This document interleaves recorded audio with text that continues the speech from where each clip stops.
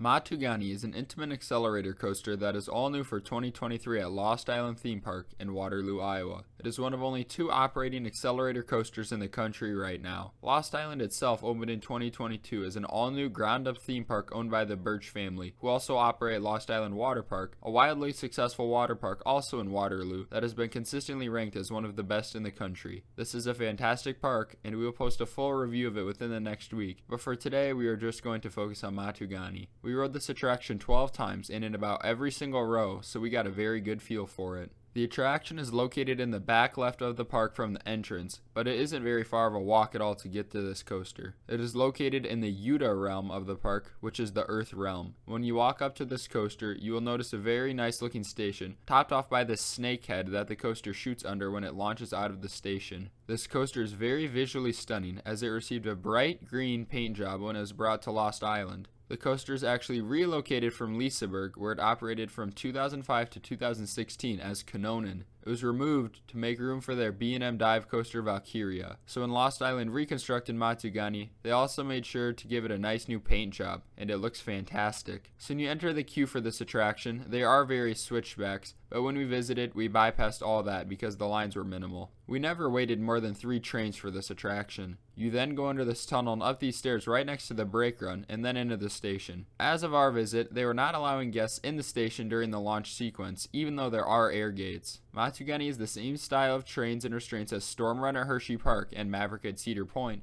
except it has 4 cars and 8 rows as compared to Storm Runner's 10 rows or Maverick's 6. The restraints consist of a large bar which comes over your head down onto your lap, and then the soft straps which go over your shoulders. Although I will say, and this might just be in my own head, it felt to me like Maverick's trains had a little bit more room than Matugani's. I have no data or anything like that on this, but that's just what it felt like to me. As I mentioned earlier, Matugani is an Intamin accelerator coaster, meaning it features that signature hydraulic launch, and is one of only 2 of these in operation right now, as King Dakar at Six Flags Great Adventure might also be down for the summer as well. That leaves Matsugani and Storm Runners the only 2 currently in operation, as Top Thrill Dragster at Cedar Point, Accelerator at Knott's Berry Farm, and King Dakar are all standing but not operating right now. As you might have guessed, these coasters are a maintenance nightmare, which might be the reason the coaster opened a full year after the park did, and they are notoriously unreliable, frequently going down for hours on end, sometimes even multiple times a day. However, from our experience, the park did a pretty good job keeping this attraction operational. Matsugani features a station launch, with no lights or sound effects or anything,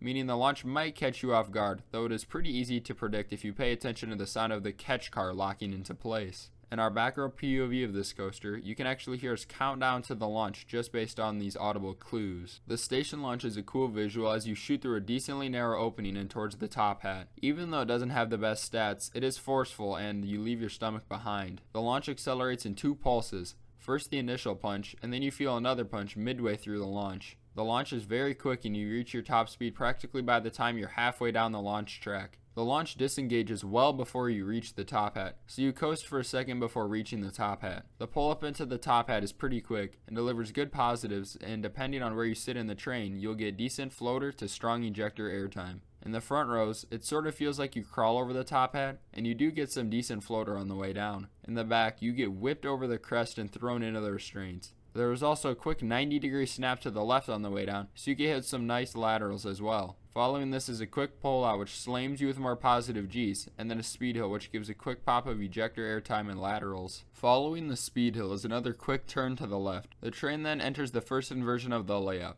a vertical loop. This loop offers some hang time, but it really depends on how the coaster is running. If it is midday and a hot summer day, the hang time will still be there, but not as much as if it is early in the day and not quite as warm. The train then banks to the right, travels upward, and traverses this high-speed S-hill. This is, without a doubt, one of the craziest moments on the attraction. You get violently whipped to the left, which gives very strong airtime and laterals. It does sort of feel like Maverick's cutbacks at the beginning of that attraction's layout. Most of the layout gives stronger forces in the back than in the front, but this element definitely has the biggest difference. In the back row of the train, you get whipped through it much more violently than in the front. Matsugani then enters a low to the ground bank turn, which again offers more positive G's. Next, you unbank into an airtime hill, which offers floater airtime in all rows of the train. Then, the track banks to the right once again and crosses under the first speed hill from earlier in the layout. The turnaround continues as you keep rising towards the final element of the ride. At this point, it sort of feels like Matsugani is losing steam, and I find that this turnaround is the only kind of dead spot on the ride. However, the reason that you quickly forget about this is because of why you are rising up in the first place. Matugani's final element, and second best on the ride in my opinion, is a drawn-out inline twist which splits the vertical loop. The element gives some ridiculous hang time and you're just dangling from your restraints as the train traverses this element. Somebody on our train had his phone in his pocket on the ride, and it managed to stay in for the whole ride, but the crazy hang time on this element actually caused it to fall out. The reason you're moving so slow in this element is because of how high this element is. You've been rising up for the entire turnaround to burn off speed for this element. The train then turns to the left and unbanks into the brake run, ending the ride. Based on our own POV, Matsugani has about 29 seconds of prime ride time, which is on the shorter side, but is really not bad, especially considering that there's no wasted time on the ride. The elements just hit you one right after another. When we hit the brake run, I did not feel cheated at all. It definitely feels like a complete ride. I mean, there's a hydraulic launch, 2 solid inversions, some strong transitions and laterals, and multiple airtime moments. Matsugani is arguably the park's signature attraction, but I would say that honor actually goes to their dark ride called Volcano Quest for the Golden Idol, which is a brand new Sally Corporation trackless dark ride. However, Matsugani is definitely the park's most thrilling attraction. It has great viewing angles and you can walk pretty much around the entire thing. The park also put a walkway directly underneath the launch track in Top Hat. The capacity on this attraction isn't great. It is advertised at 930 riders per hour of theoretical capacity, but I'd have to estimate that it is much lower in practice right now. And as of right now, that isn't a very big deal, as the park is still looking to increase their attendance, which as of late has been starting to increase a little bit, but lines still shouldn't be too much of an issue right now. In terms of what row you should ride in, I would recommend the front row. It gives the best visuals on the station launch and it is much smoother than the back. After we tried all the rows, we got the rest of our re-rides in the front because of how much smoother it was. The back gives better forces though. On the top hat it gives ejector airtime, and the S-hill is downright violent in the back row. However, you can feel the train really shake on some of the elements, including the bank turn. Don't get me wrong, it doesn't make it a bad ride, and it's not a bad rattle at all, but it's definitely noticeable. Overall, Matsugani is a very good coaster, as it's full of intense and fast-paced elements. It visually looks great, and it's in a park where it can be the star of the lineup. So for its final score, I will rate this attraction as an 8 out of 10.